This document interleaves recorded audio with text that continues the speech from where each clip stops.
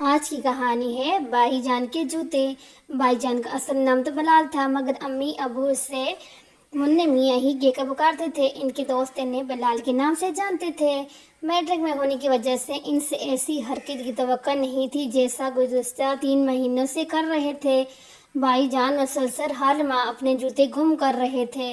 تیسری بار جب وہ جوتوں کے بغیر اسکول سے گھر آئے تو امی بے حد پریشان ہوئی اور انہوں نے بھائی جان سے پوچھا۔ انہوں نے جو وجہ بتائی وہ امی سے مشکل سے ہی ہضم ہو پائی۔ رات کو سب ابو کے سامنے موجود تھے۔ ہاں میاں بتاؤ، آج جوتے کہاں گئے؟ ابو نے پوچھا۔ ابو میں نے امی کو بتا دیا ہے، بھائی جان نے رونی صورت بنا کر جواب دیا۔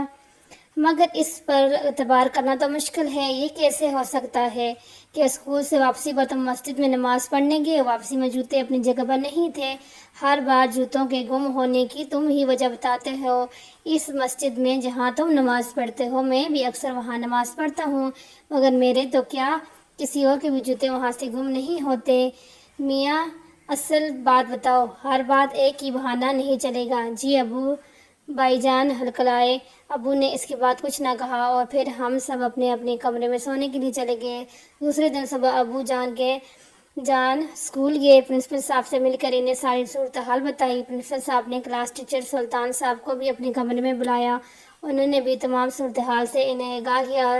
سلطان صاحب نے اس بارے میں اپنی مکمل تعاون کا یقین دلایا۔ ابو مطمئن ہو کر وہاں سے اپنے دفتر چلے گئے۔ سلطان صاحب دوبارہ اپنی کلاس میں گئے تو انہوں نے خود بھائی جان کو اپنے پاس بلا کر بڑی آہستگی سے جوتوں کے گم ہونے کے بارے میں پوچھا، مگر بھائی جان یہاں بھی اپنی بات گول کر گئے۔ دوسرے دن سلطان صاحب نے کسی حال کے تحت ان 3 بچوں کو اپنے پاس بلایا جنہیں کئی دنوں سے نئے جوتے پہن کر نہ آنے پر انہوں نے سزا دی تھی۔ ان تینوں کے والدین کی مالی حالت بھی اچھی نہیں تھی، اس لیے وہ نئے جوتے خرید نہیں سکتے تھے۔ یہ بات سلطان صاحب کو بھی معلوم تھی، مگر اسکول کے نظم و ضبط قانون رکھنا پڑتا ہے۔ وہ بچوں کو صفائی کے پابند بنانے کے لیے انہوں نے ان بچوں کو سزا دینا ضرور سمجھا جاتا ہے۔ وہ تینوں مسلسل کئی دنوں سے پھٹے ہوئے جوتے پہن کر آ رہے تھے۔ آج جب سلطان صاحب نے ان کے جوتے دیکھے تو وہ نئے معلوم ہوئے۔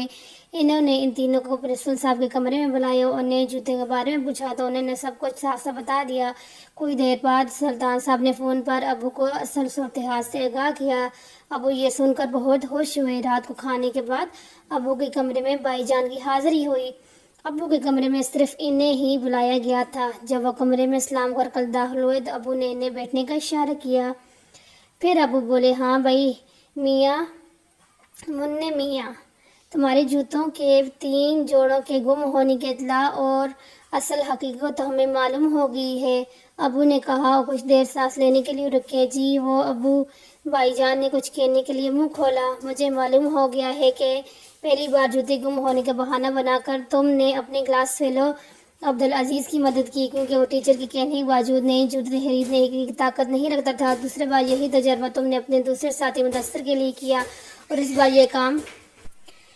تم نے یہ کام ایک اپنے اور ساتھی شاہد کے لیے کیا ہے۔ ابو کچھ دیر کے لیے رکے اور پھر کہا، بیٹا مجھے خوشی ہے کہ تم اپنے دوستوں اور اپنے ہم جماعت ساتھیوں کا اس قدر خیال رکھتے ہو، مگر اس میں ایک غلطی ہو گئی ہے۔ وہ کیا ابو؟ بھائی جان نے پوچھا۔ تم نے اس سارے معاملے میں جھوٹ کا سہارا لیا۔ کیا یہ بہتر نہ ہوتا کہ تم مجھے اپنی امی کے اعتماد میں لیتے تو ہم تمہیں کبھی اس کام سے نہ روکتے؟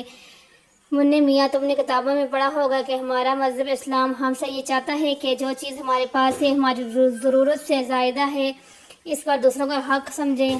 آج ہم پر اللہ تعالیٰ کا یہ کرم ہے کہ اس نے ہمیں اپنی ضرورتوں سے زیادہ عطا کیا ہے، اس لیے اپنے ارد گرد کے لوگوں کی ضرورتوں کا خیال رکھنا ہمارے اوپر فرض ہے۔